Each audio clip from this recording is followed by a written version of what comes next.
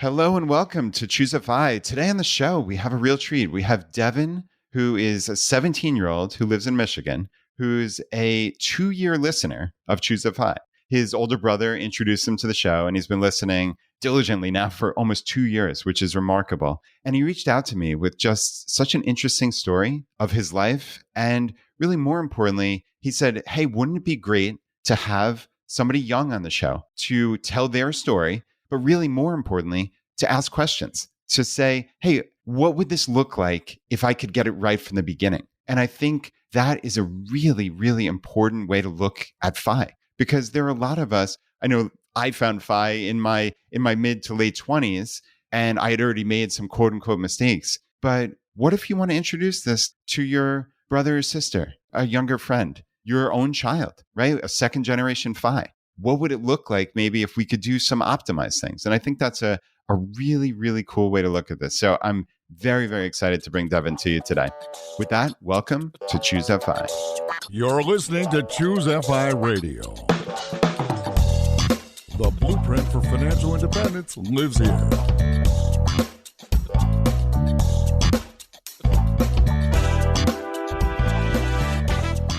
If you're looking to unlock the secrets to financial independence and early retirement, you're in the right place. Stay tuned and join a community of like-minded people who are getting off the hamster wheel and taking control of their lives in the pursuit of financial independence. Choose FI, your home for financial independence online.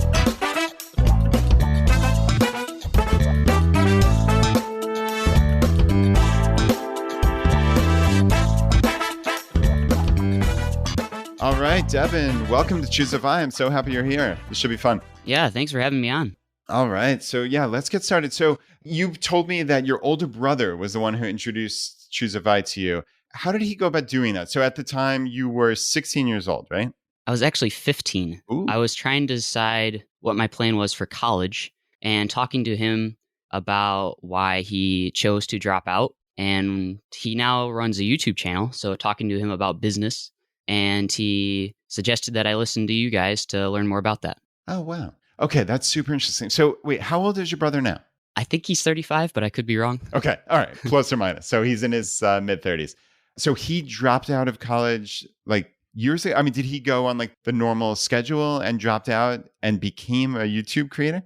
So he is a photographer. That's what he went to college for. And they basically told him they couldn't teach him anymore. So he dropped out and started doing photography, like freelance photography. Wow. So he went to college for photography and they couldn't teach him anymore? That's incredible. Yep.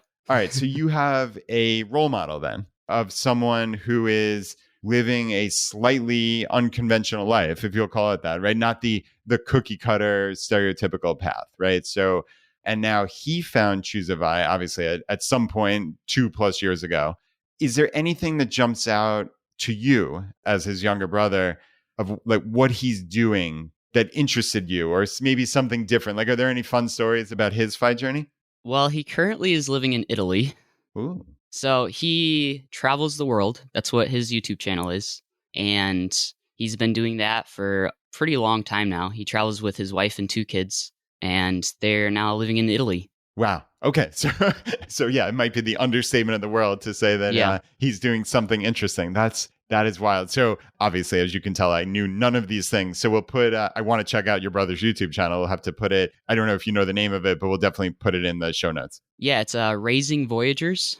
Raising Voyagers. Oh, that's a cool name too. Okay. For everybody listening, that will definitely be in the show notes. So, okay. You have this incredible role model who also said, hey, Devon, you need to start learning about this. At the time, you're 15 years old. You're contemplating your future, which may or may not include college or a standard path. Maybe here's a way to think a little bit differently, right? And I'm curious, when you first were presented with the concept of FI, was it revolutionary or did you not essentially at 15 years old have bad habits that you had to undo in essence? So my whole family has at some time or another run a business. Like all of my siblings have run businesses. My other brother runs a big roofing business here in Michigan. So I wasn't like ever foreign to the idea of business and economics and all of that. So it wasn't very revolutionary, but it was definitely a different outlook on life as opposed to going to college. Yeah. Okay, that makes sense. Wow. So an entire family of entrepreneurs. Did that come from your parents? They have always been entrepreneurs in some way or another. So I guess so, yeah. Okay. So, right, there's almost too much here because we could pick out like little lessons from, okay, this brother, this is whoever it Yep. is. Like, obviously, I don't want to do that. But can you remember from a time, it's not like in your wise old age now, but in your very younger years, can you think of any lessons that, and that's not to say you're not wise, because obviously you're wise well beyond your years, but in your very younger years, did anything jump out to you like that your parents might have done, or it sounds like you have significantly older siblings that they might have done? Because I think this concept of second generation FI is really important to a lot of people, and they don't necessarily know where to start. And you're kind of at ground zero for this entrepreneurial journey with having so many people to look up to. Honestly, I don't remember much of what they did. If you ask them, they'd probably say, oh, we did this, this, and this. But to me, it was just always being around like them running their business. My dad would go off and he's a construction worker. So he'd go off and he'd build a house every day. He wouldn't go to a job and sit down in an office, and he could choose what days he went to work. So that was very different from what most kids are experiencing at that age. Yeah, that certainly is. And I think, and you told me this before we hit record, so you're 17. So that would normally suggest, okay, you're probably in junior or senior year of high school, going off to school every day. But we're recording this at 9:30 Eastern, at least on a Friday morning, and you're what looks like sitting in your house right now. So Yep. give me a sense of where you are in your life right now. So I was always a high achiever in school. I got good grades, and I went through this math program that I took AP calculus as a freshman. Like that was the final leading up to of the program. Oh, wow. And as I was going through that course, I began talking to my brother and my family and a few of my friends about college, and noticing that everyone or almost everyone that went through college came out with this massive load of debt.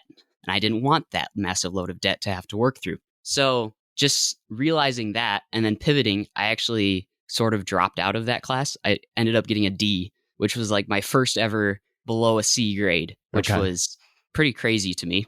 So I dropped out of that. And that was the same year that COVID hit. So we ended up having to go online.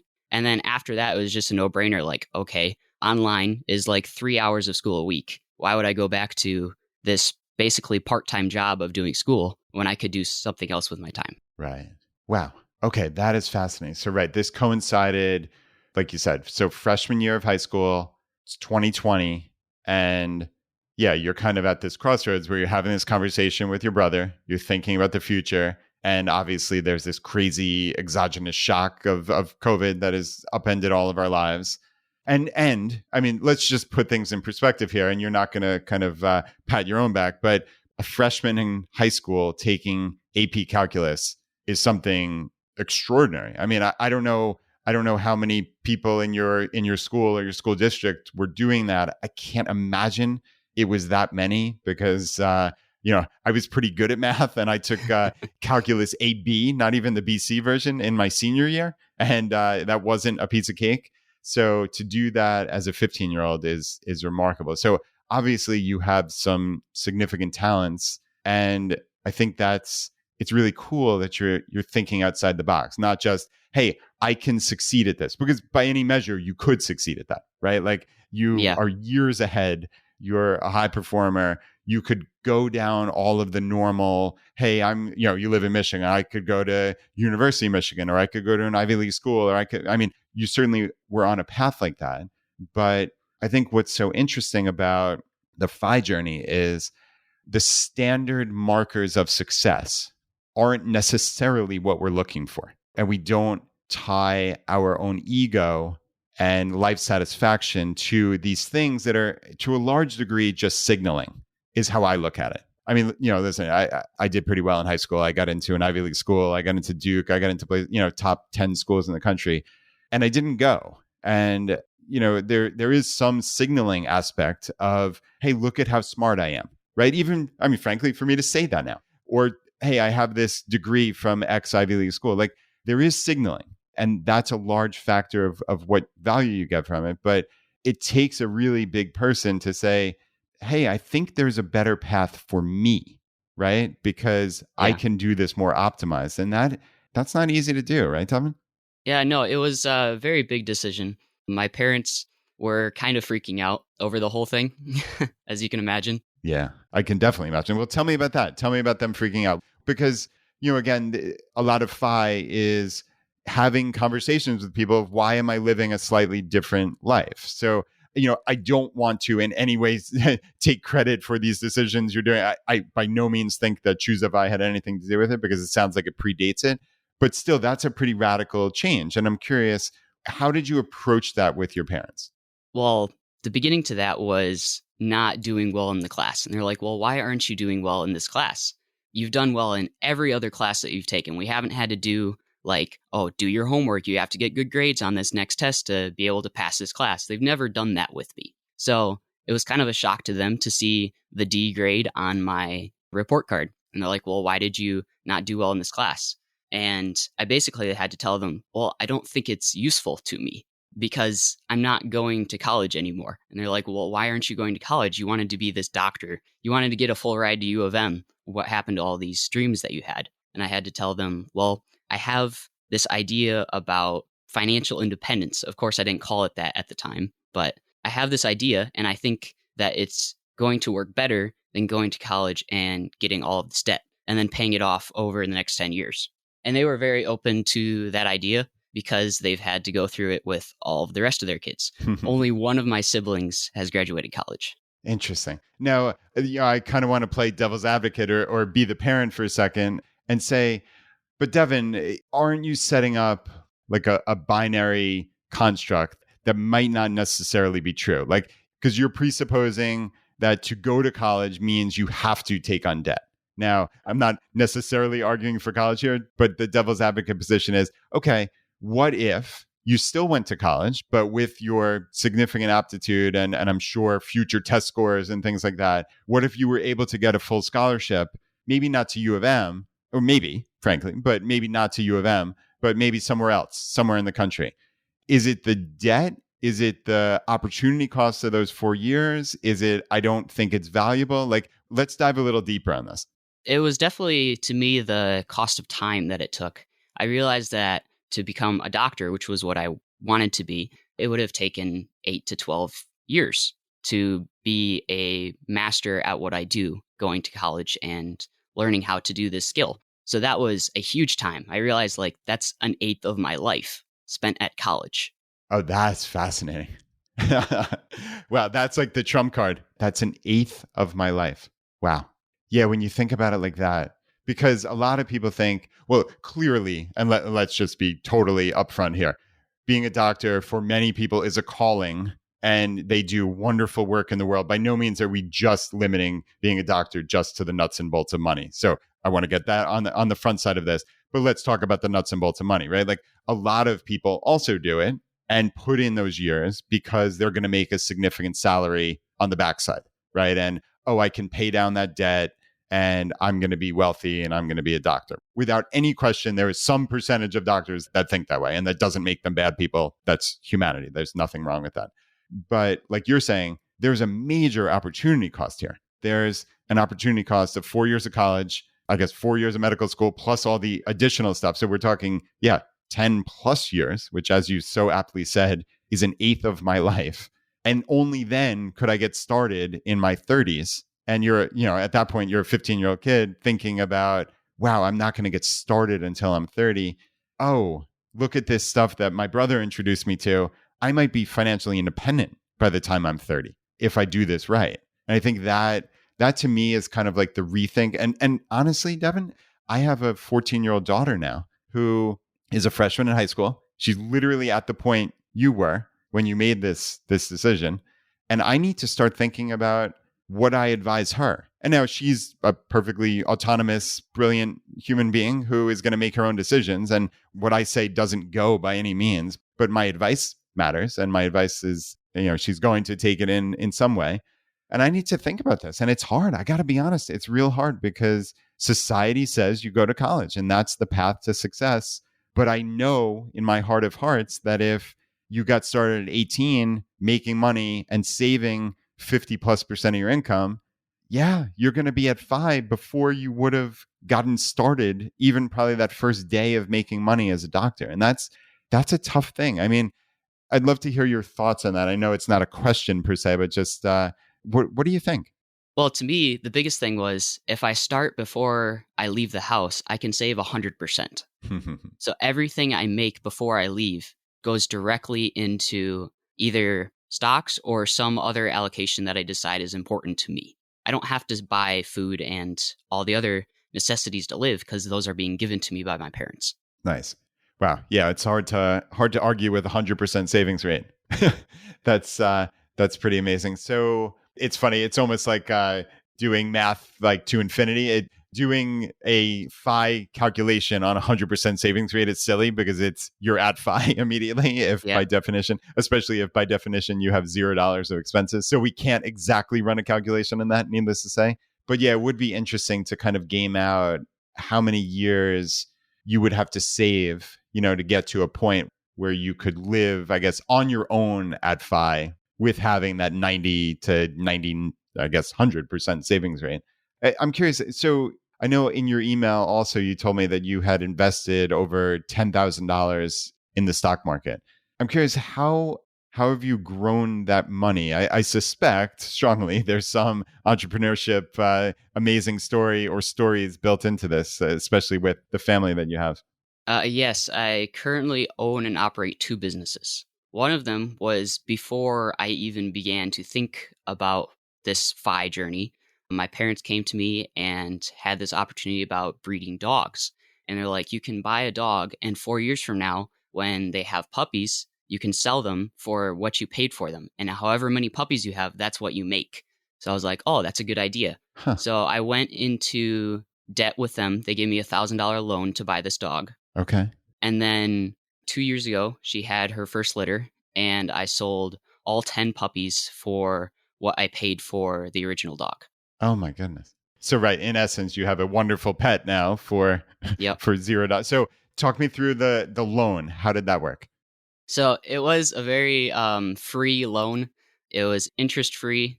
There wasn't any like back end, like I'm going to get you if you don't pay this out. So in that essence, it was very easy for me to go into debt. But of course, it was hard not having any money for that 4 years because I liked to pay it down. I didn't just keep the debt until she had puppies. Okay. Oh, so like anytime you earned other money or got gifts or things like that, you would pay down the debt? I always kept a little bit, but I usually would give a little bit towards that.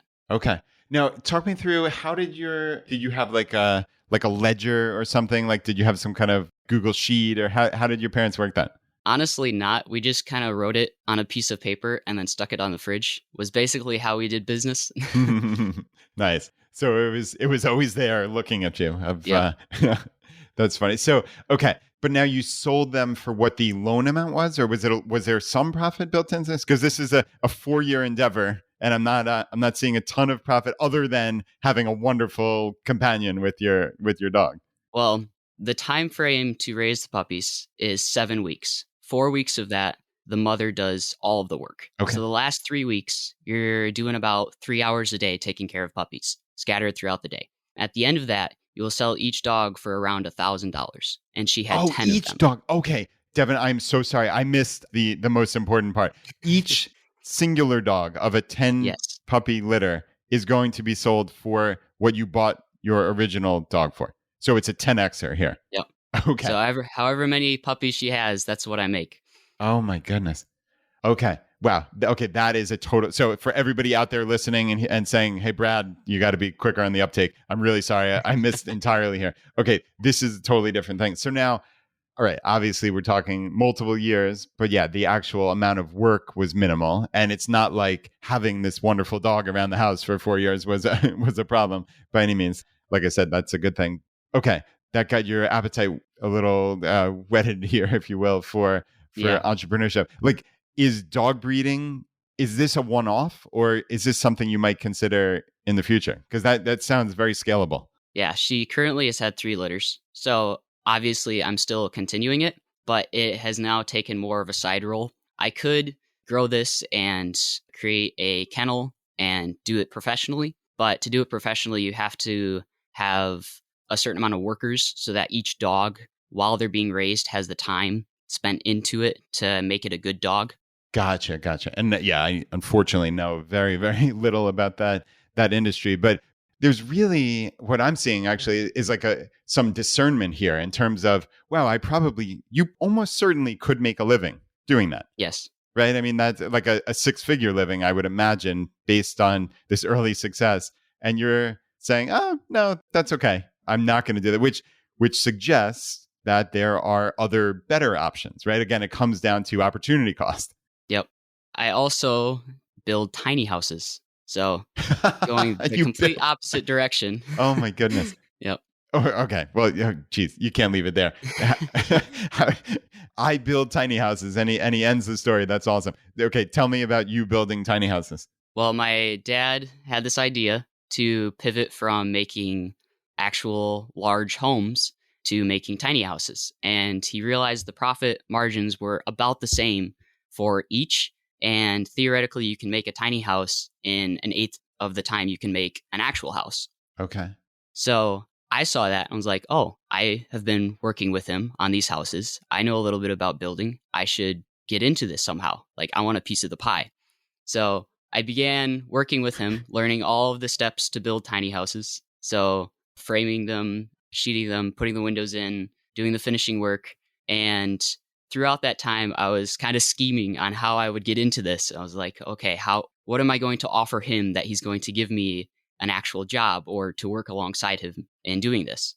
So I offered finally to make the shells. So all of the exterior work. So the exterior is finished and the inside is bare. So I would do all of that and then I would sell it to him and he would finish it. So that way we can have 2 going on at the same time and get twice as much done. And I get paid. Oh, wow. Okay, that's fantastic. So you had said earlier in the conversation that your dad was in construction. So now, is he an entrepreneur? Does he have his own construction company? Is that what we're saying? It's not so much of a company. It's not like an LLC or anything. But yes, he is an entrepreneur. Gotcha. Okay. And then, so right, when you said the profit margin is the same for a tiny house and a regular house. So I don't even need the comparison necessarily, because I love your thought process. Oh, this is, what'd you say, 1/8 or something? Like this is a tiny fraction, but yet I can make a significant amount of money. So are you saying you make the same profit on the tiny house? So to build a house, it costs around $125,000, $150,000. Okay. And that was pre-COVID. So obviously prices have gone up since then. And then you sell it for around $300 to $350. So there's a $200,000 profit margin. Okay. And you spent 2.5 years working on it. So with the tiny houses, you can get them done in 4 months if you're working on them consistently every day and you have 2 people working on them. And you can put $50,000 into materials and sell it for $120,000 theoretically. Nice. Wow. Okay. So $70,000 profit on each tiny house. Yep. We haven't sold one yet, but that's what we're thinking for the price of them. Okay. Have you where are you in terms of the production process right now? So I have built my first shell while he was finishing the first one. Okay. And then I have also started the second shell. Nice. Now, I guess the obvious logical question is the startup capital for this, because you're building this prior to someone purchasing it. As you just said, nobody's purchased one yet. So does that suggest you're building that? I think you said about $50,000 in materials all told.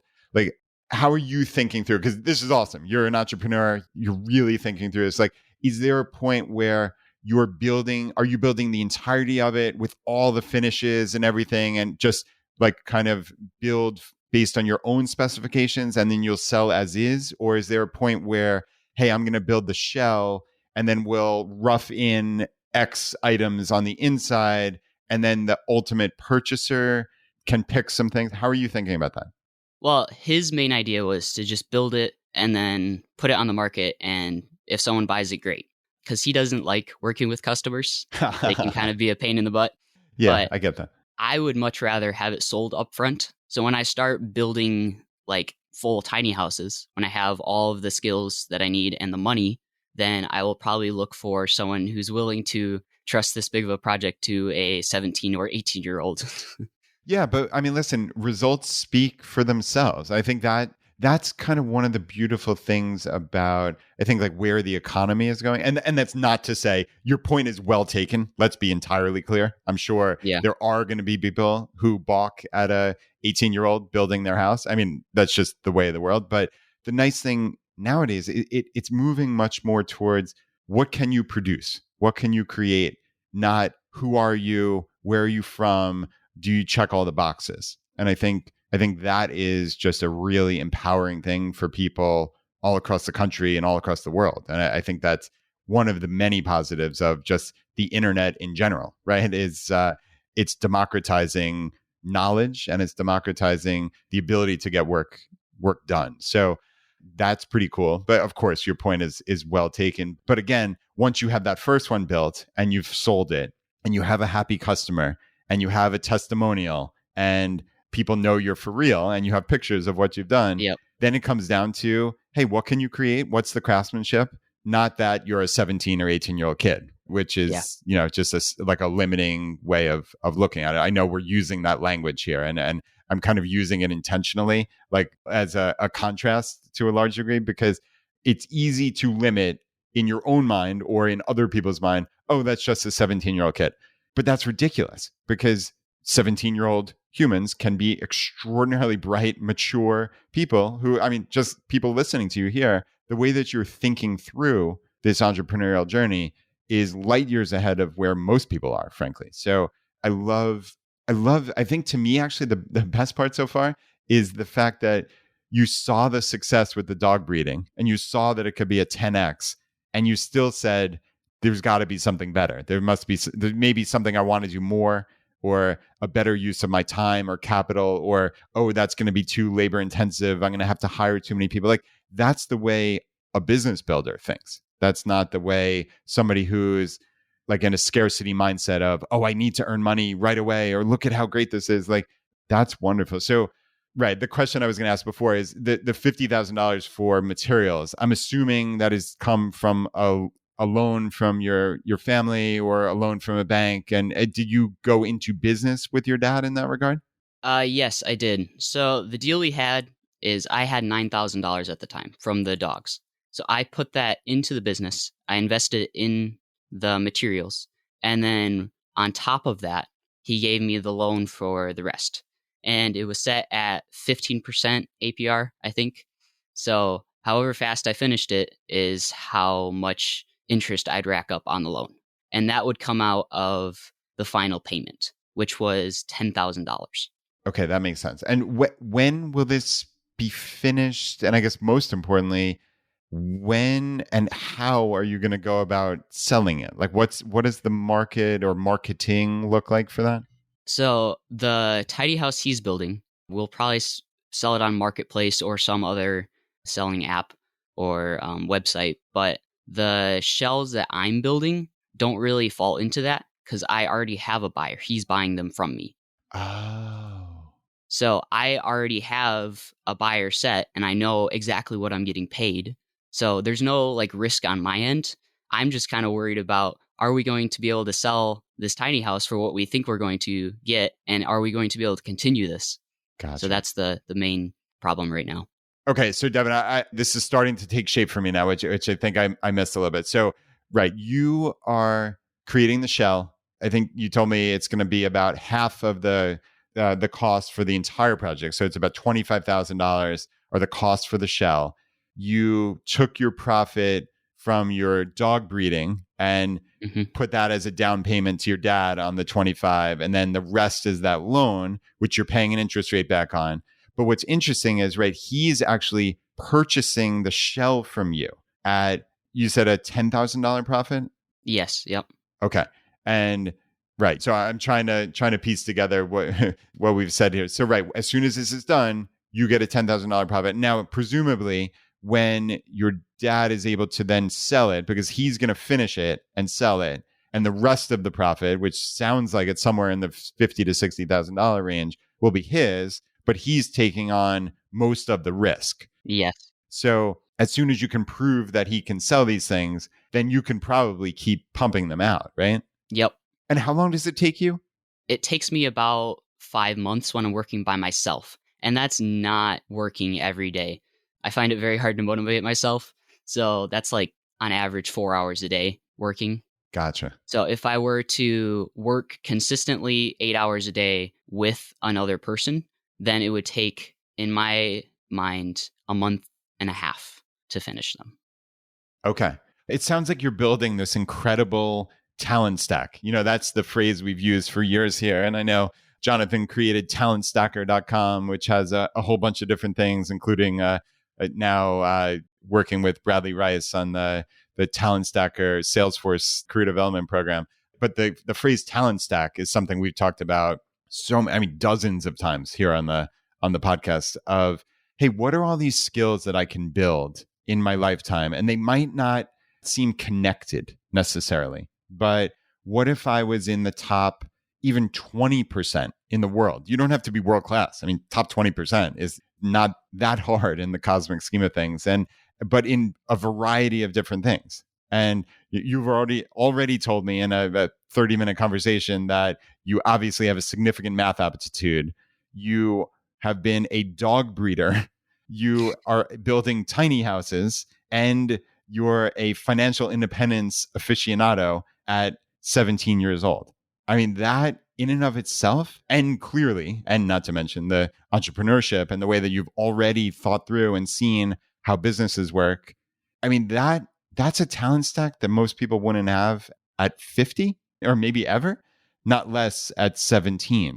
That in and of itself is cool. And because, then my brain goes to, oh, wow, it actually sounds like maybe the dog breeding might be a better business. But then I think, oh, it sounds like you're having a blast building these tiny houses. Sure, the profit itself is not massive for a 5-month project, but you're learning how to build houses. I mean, that skill alone is going to serve you well in life no matter what, because who knows where that takes you then, right? Like you might get into real estate investing. I'm curious, has that crossed your plate in terms, I know you said you're living at home and you're saving 100%, and I don't know if that's going to change anytime soon, but have you thought about house hacking or other different types of living arrangements and or real estate investing, like buying and fixing up places? Has that crossed your plate yet? Yeah, it has. I've been trying to decide over the next couple of years what I'm going to start branching out into. And I realized that most of my friends are going to college and they're going to need housing. So if I can learn how to build a tiny house, then I can set it up on a property somewhere and rent it to them and pay off that property just with the rent that they're giving me. So that kind of has occurred to me. I could do that if they'll agree to it, but also just knowing how to build a house. There are so many different things inside of that I could do. I could go and sheet a house for someone. I could contract myself out to other people. Yeah, that's really, really valuable. And it will be interesting to hear how your journey goes in terms of that real estate investing, because I know a lot of people, Chad Carson comes immediately to mind. And if you haven't heard the episodes with him, he started his real estate investing in a college town in South Carolina. And I think that is a very good strategy for, obviously you're getting a certain type of renter. So you have to be aware of that.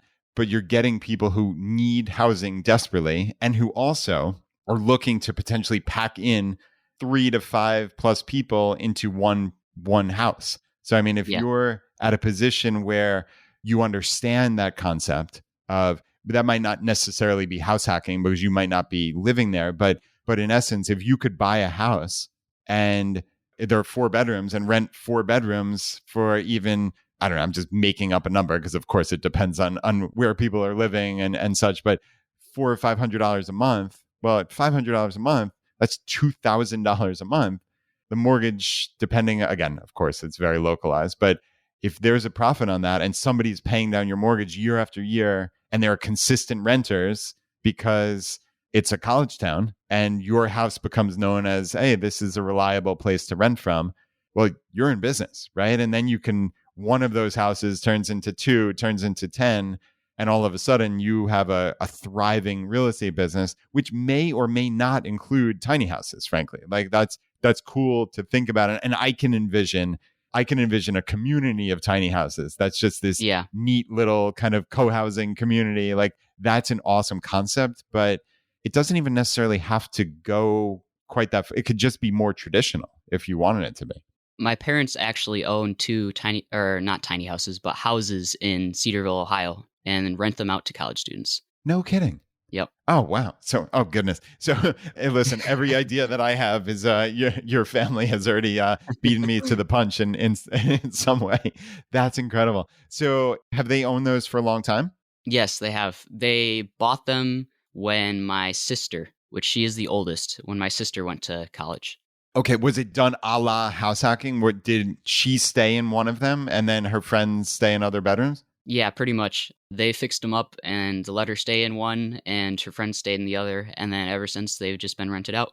Oh, my goodness. Oh, that's so brilliant.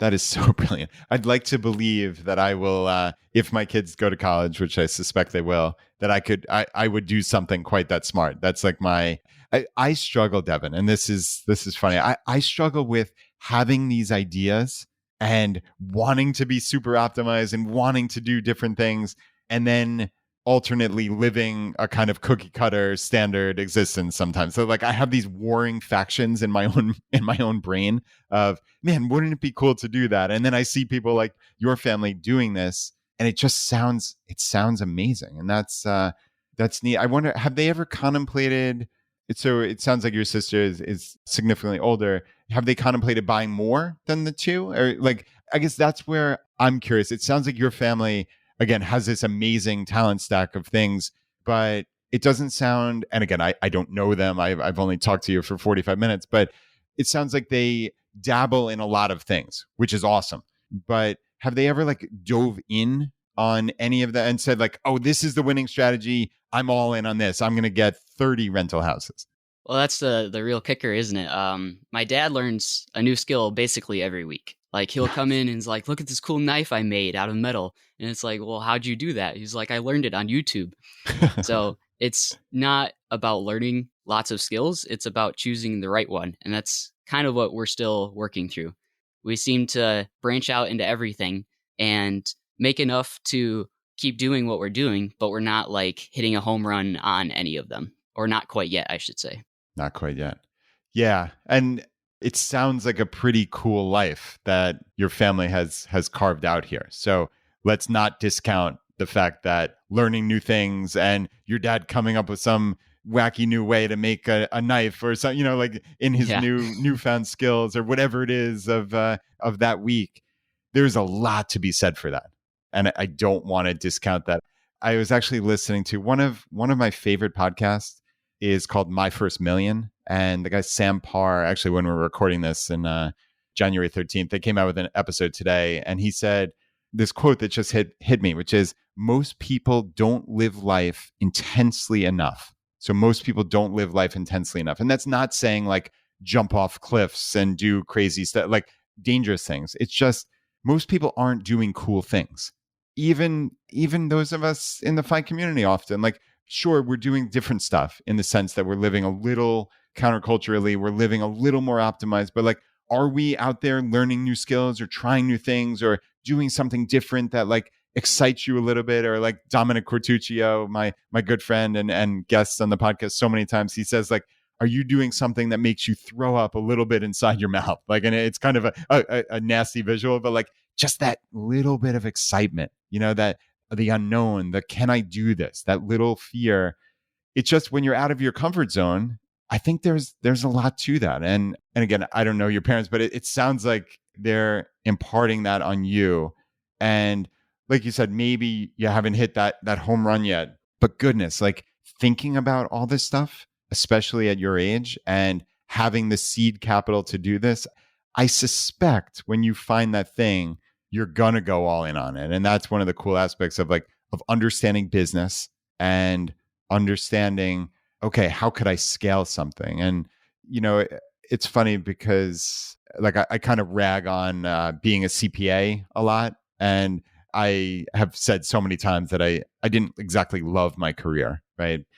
But I think learning accounting is one of the most essential skills you can learn. I use that every single day in my business as an entrepreneur, and just understanding how to keep the books for your business. So this would be, I know you kind of asked in part of coming on is you to ask questions. So I'm going to kind of preempt a question that I would ask is what are the skills that I think would be important?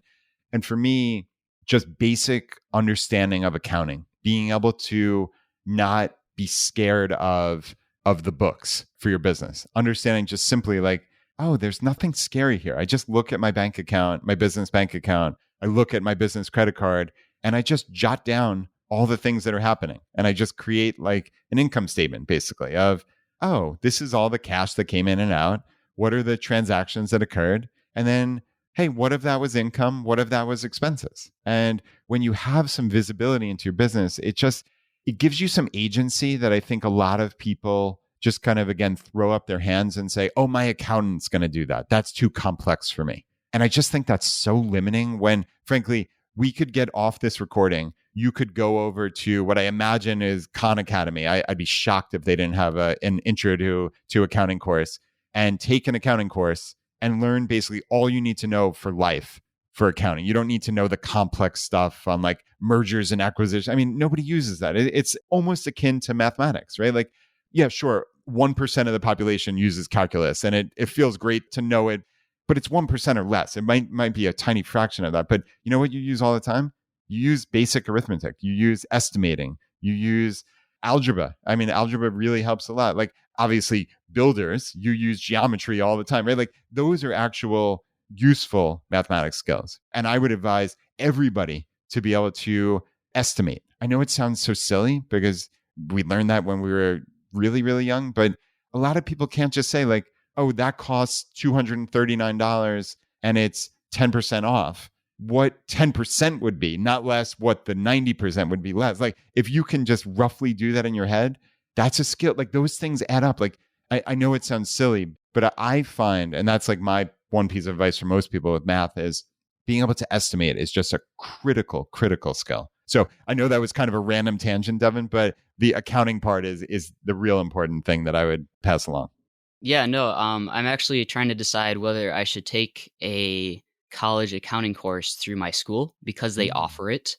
To me, it seems like a college accounting course, like a college level course, would be so in depth. I don't know if I need all of that. So like you said, I could just go to a Khan Academy course and take one there, and then take for my year's math course just a kind of a fluff class since I've already taken all the math courses. So that's kind of what I've been trying to decide. Yeah, I like that. And of course, yeah, we're painting a broad brush here, but I agree with you in the sense that certainly upper level accounting courses, there are a lot of things that are just simply not applicable to any normal person, not less, probably 99% of CPAs. I mean, a lot of the things that we learn to pass the CPA exam, it's good fundamental background knowledge and it is important. But yeah, do you need to know that as an entrepreneur? No, you don't. But would you greatly benefit from understanding? Even somebody like our good friend Brian Feraldi has a course on understanding financial statements. If you took a Khan Academy beginning accounting course and a very inexpensive course like Brian runs and understanding the P&L, the balance sheet, the cash flow statement, you'd be way ahead of the game. You'd probably have, you talk about 80-20 analysis, you'd be 99-1 at that point in terms of putting in 1% of the effort and getting 99% of the results. So this is not to say, and I don't know what your situation is in terms of getting your high school diploma and how the online high school that you're doing works. But if you think it'll help you in the in some other ancillary way, then yeah, probably taking that college accounting class would be useful. But if you're just looking to maximize the actual knowledge, you can do that online for probably $0, I would say. Yeah. So school is, like I said, basically 2 hours a week. I go and I take tests and I do all of the assignments like in 2 hours. Wow. It's not the 6 or 7 hours a day that most students do. So to take a college course would add probably an extra 4 hours to my week. So it's like, it sounds trivial to say, oh, it's 4 hours to my Right. week, But but it's 200%. yeah. So it seems like a lot. Yeah, that does seem like odd. Okay. Well, that's something to consider, certainly. But yeah, I think that skill level is important. And I'm curious, how are you thinking through where to put your savings and what to invest in? So I do own VTI. As anyone knows listening to this podcast, it's the total stock index. You gotta have the Vanguard total stock index. But other than that, I own Tesla pretty heavily, which is kind of a sore spot right now since they're down 60%. Yeah. Yeah. But I lean heavily on putting money into stocks and not into my bank account. I have around like $300 in my bank just to like get me through if I need to purchase something while out with friends or something like that. But other than that, I don't have money in my bank account. Nice. So it sounds like you have an account set up at Vanguard at the very least. It's through M1. Okay, very cool. So, right, it's funny because that's actually, Jonathan isn't here with us anymore, but on the podcast at least, but he loves M1 Finance. I know that's where a significant amount of his investments are. And we have a pretty in-depth review of M1 Finance at choosify.com/M1. So that's M as in Mary, 1. And yeah, in fairness, I actually have accounts at Vanguard, Schwab, and Fidelity. I think they're all just for various different 401ks and businesses and things like that. So that's why I'm kind of spread out. But I think a lot of people get bogged down in the FI community of it's Vanguard or bust. And I think that's kind of silly. And if we have somehow played into that or perpetuated that, then I certainly apologize. I don't think there's any. Vanguard is wonderful. Absolutely, truly wonderful. And if I could pick one, I would pick Vanguard.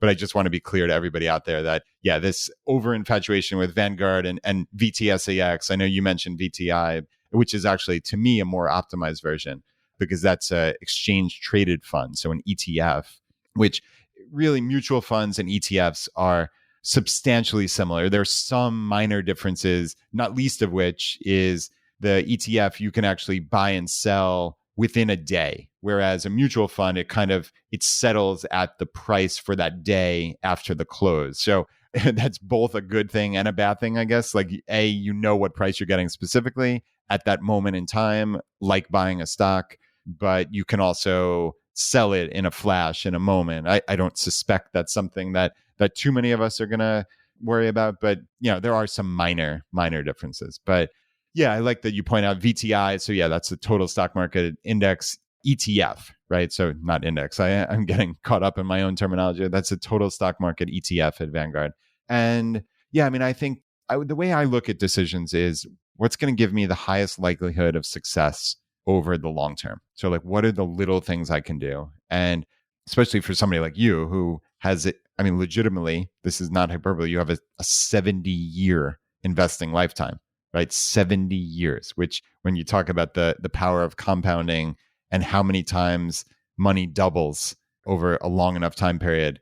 I mean, literally the $10,000 profit you had from the dogs in and of itself would be a remarkable thing. We can actually, I'm going to quickly whip up a compound interest calculator here.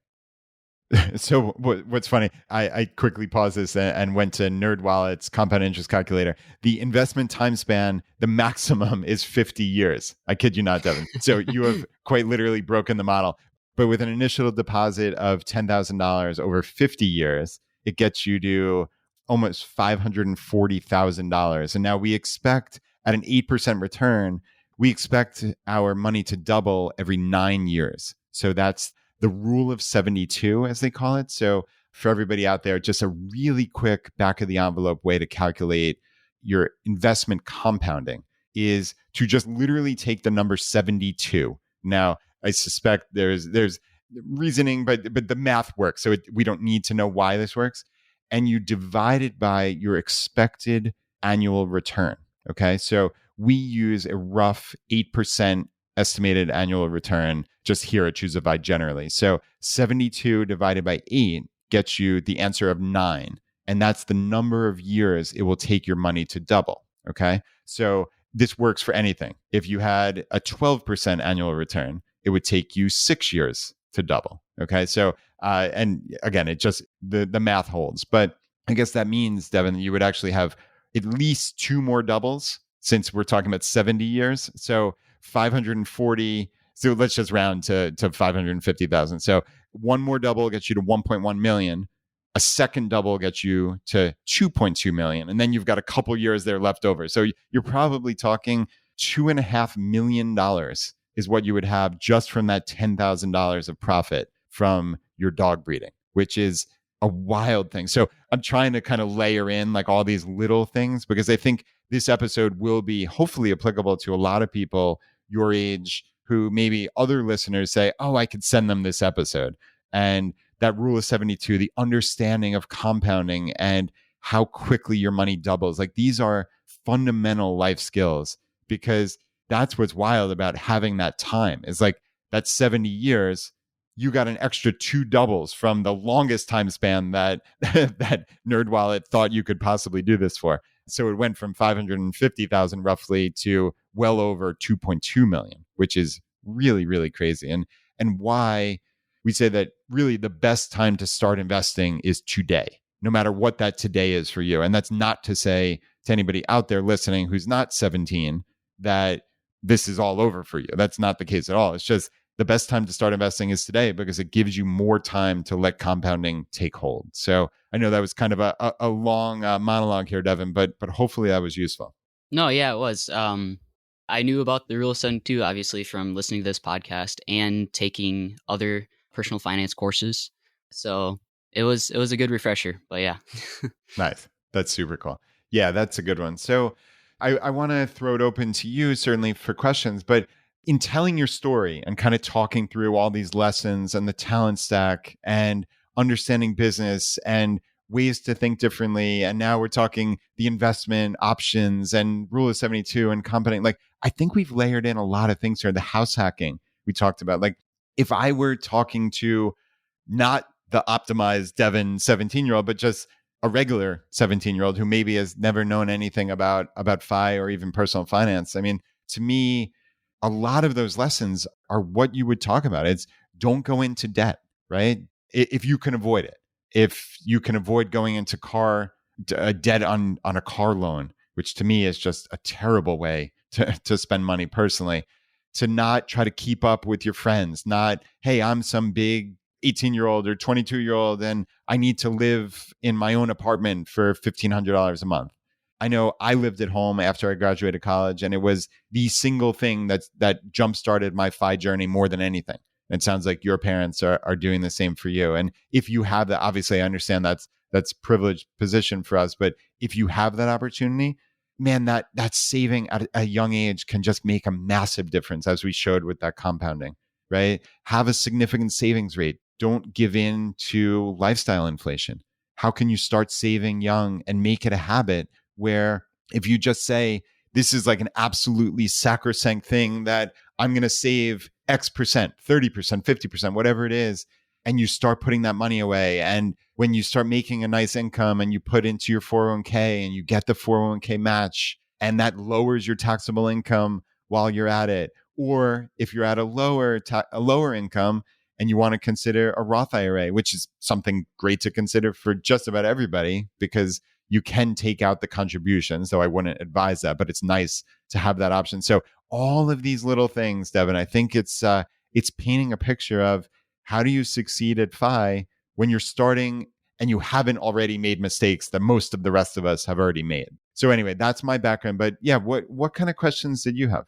So obviously next year I will turn 18, and I was wondering that's when I can invest into a 401k or a Roth IRA. So my question is, would you still do that because 59 and a half seems so far away? Yeah, it does. It certainly does. And right, I realize also when I'm setting up my 70-year thing, the goal of money is not to just accumulate it. So let's be totally clear here. You don't want to die the richest person in the cemetery. Like that doesn't help you at all. That is not the goal of money, to just be a scorecard.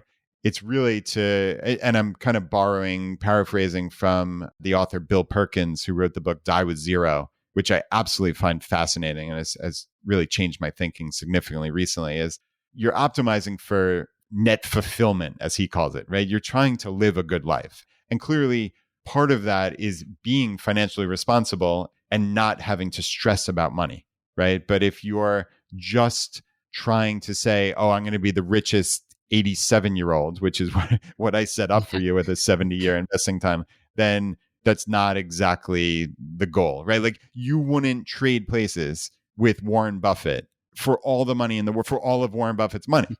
There's no chance you would, right? So it just shows very, very clearly. And again, I'm borrowing very liberally from Mr. Perkins here, but you wouldn't do that again for all of Buffett's money. So it very clearly shows that money is not the be all end all. So yeah, getting back to your question, 59.5 sounds extraordinarily far off, but I think the FI community has come up with strategies to access that money at an earlier age than we otherwise think is possible. And a lot of that centers around the Roth IRA conversion ladder. And that's a little too in depth for this episode.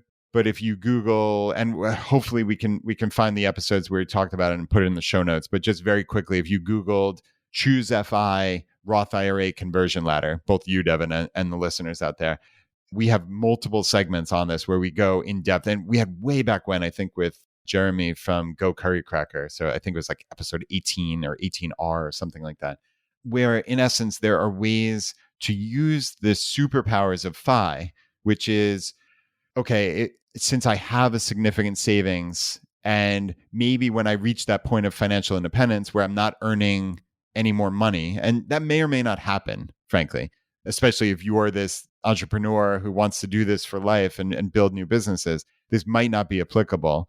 But for people who've reached a point where they have minimal income, they're able to, in essence, convert some of the money in their traditional IRA. Really, the 401k goes to an IRA, and then you're able to change that to a Roth IRA and basically say, hey, government, tax me on this. I'm going to take, let's say, $30,000 out of my traditional IRA and convert it to Roth.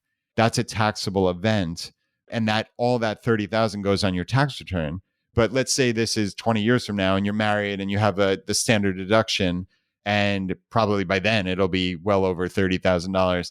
That would actually be a $0 of tax. So you'd then have it in a Roth IRA where 5 years later you could take all of that 30,000 out, and you create this ladder where you more or less, the beauty, so the TLDR, the beauty of this is you're getting the tax deduction up front. So by putting it in a 401k, et cetera, now, or a traditional IRA now, you're getting the tax deduction, which is wonderful. And then there's a very high likelihood that with some smart planning, some smart FI planning, that you can pull all that money out, $0 of tax. So you have won the game, where that's just, it's only to the good then. And again, this is not the time to go into a 30-minute explanation of that, but go back and listen to those episodes. Suffice to say, there are ways to get that money out.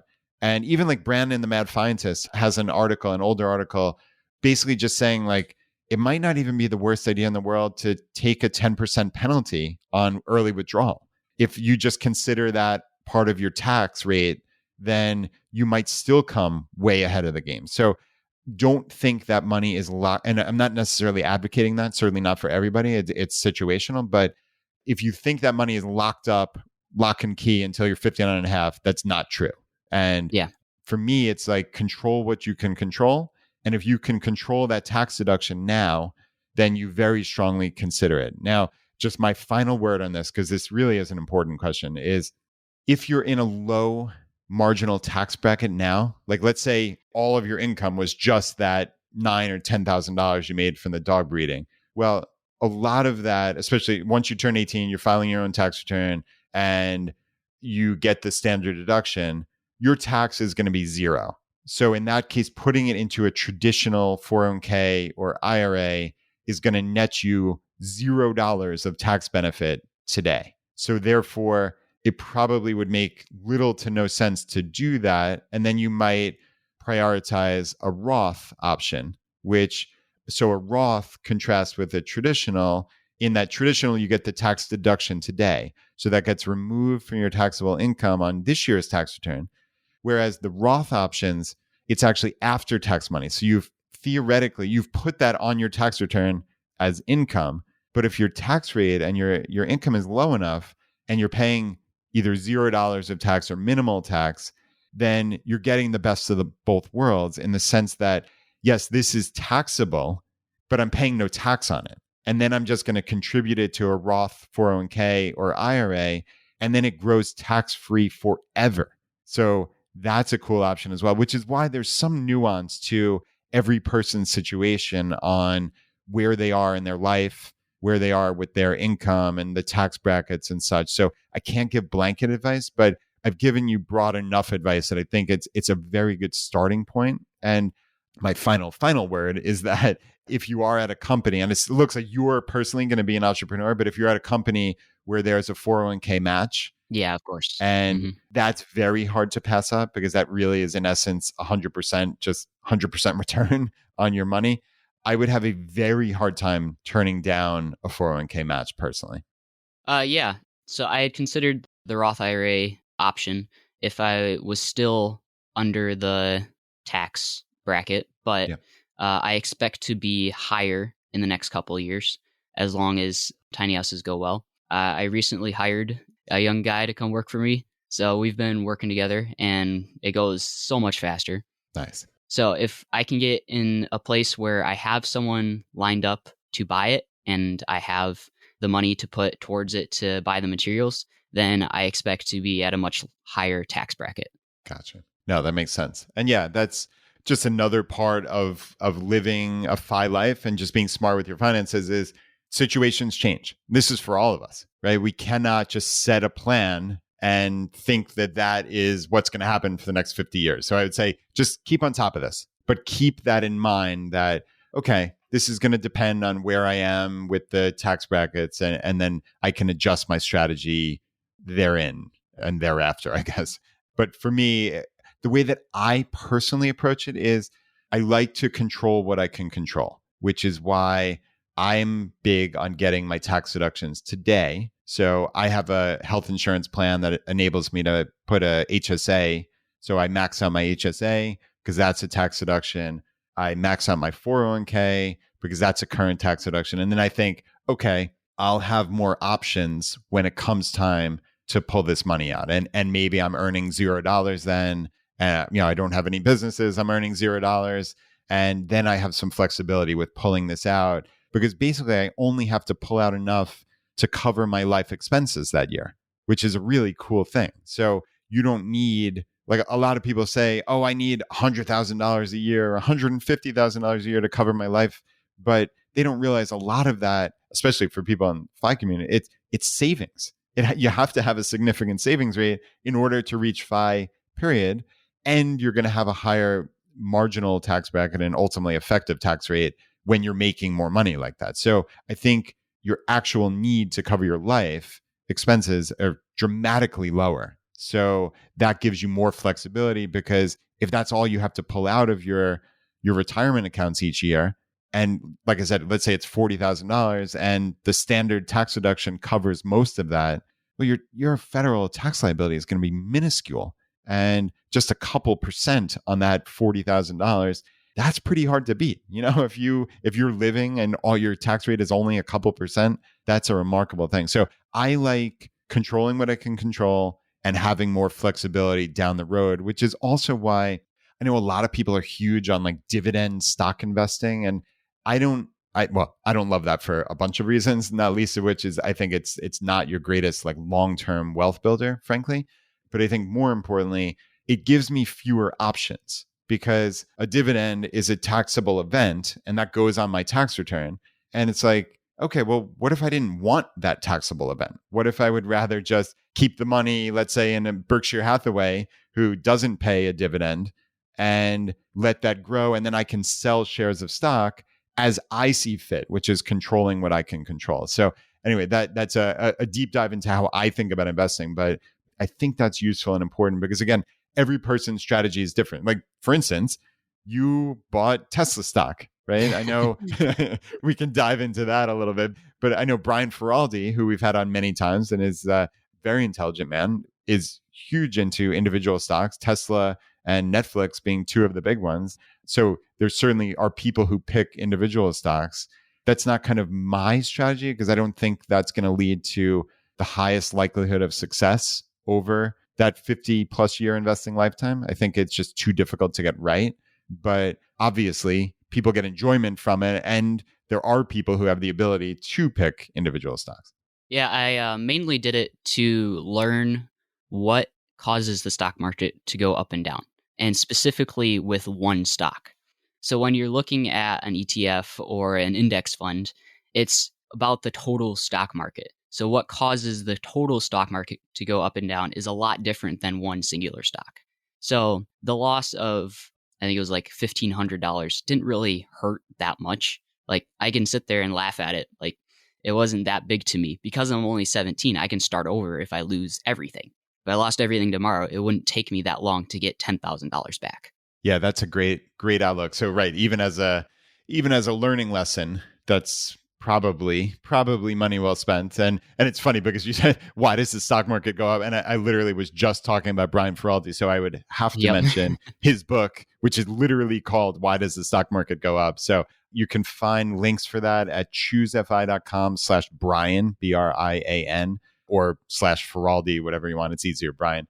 And yeah, that's a marvelous book for people just looking to get started with investing, because he talks through just a bunch of questions that he gets pretty regularly from people who don't know that much about the stock market, which is really most of us. So yeah, I suspect, especially Tesla with all the shenanigans Elon has been doing of late. I mean, that's a pretty good view, and even beside the point of Elon, but just talking about valuations, I suspect that's been a really fascinating thing for you, of just understanding, oh, wow, a lot of this market is these growth stocks are really faith stocks to a large degree, right? We're making up narratives of what these stocks and these companies are and could be.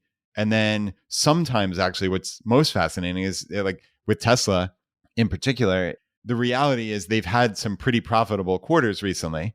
And I know things have been slowing down, but maybe now they're becoming just more of a car company. And does that mean they should have a price to earnings ratio of something absurd, 30, 50, 100 times like they did at the absolute highest point? Well, no, probably not. When regular car companies have something in the tune of 6 to 10 times price to earnings, right? So it's a fascinating, that just in and of itself is a fascinating stock for so many reasons, not least of which, like I said, is Elon and all he's done and such, both good and very bad, but just the actual valuation of a company that has really revolutionized a major market in the world, truly. So you picked a good stock as a learning lesson. Yeah.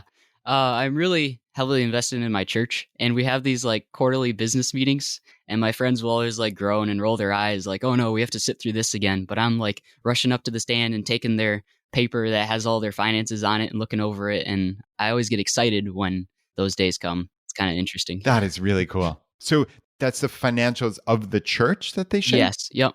Oh, that's cool. It's funny because that goes back to like the understanding of accounting, which is pretty neat. And you'll find that really a lot of organizations that you're part of, you'll now, especially as you learn more accounting, you'll be able to understand that. You'll have some insight.